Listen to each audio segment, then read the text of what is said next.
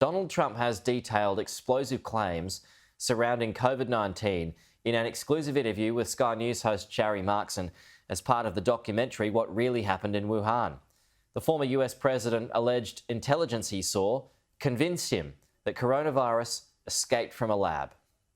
A strong opinion from the former US president. I don't know if they had bad thoughts or whether it was gross incompetence, but one way or the other, it came out of Wuhan and it came from the Wuhan lab. Donald Trump believes COVID-19 originated in the Wuhan Institute of Virology. The former president says he was told a scientist from the lab was infected with COVID and spread it over lunch.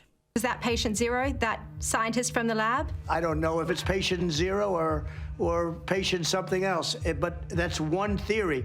Do you know how he was infected? I think that it was incompetence.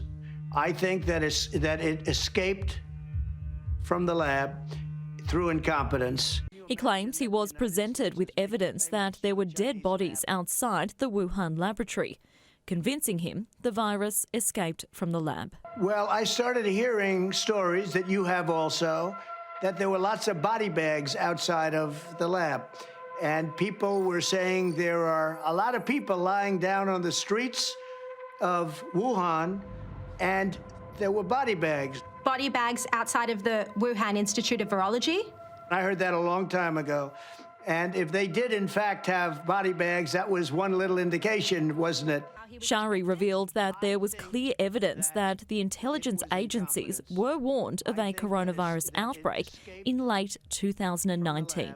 When asked whether there were defectors at the Wuhan Institute of Virology who had given classified information to United States intelligence agencies, Mr. Trump said, I really can't talk about that. Yeah, I cannot talk about that.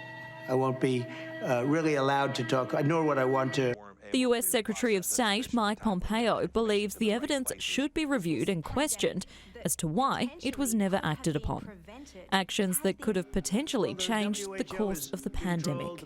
I think we always should go back and look at how we collected and what we knew and why it was we weren't able. That didn't send the signal up the line in a way that was would have led to a better outcome. Mr. Trump also spoke out against his former top medical advisor, Anthony Fauci, accusing him of staying silent in Oval Office meetings at the start of the pandemic and failing to mention that the Wuhan Institute of Virology was genetically manipulating coronaviruses, research that his agency had funded. Can you imagine that the United States is making payments to a Chinese lab? So just that on its face didn't make sense, but I stopped that.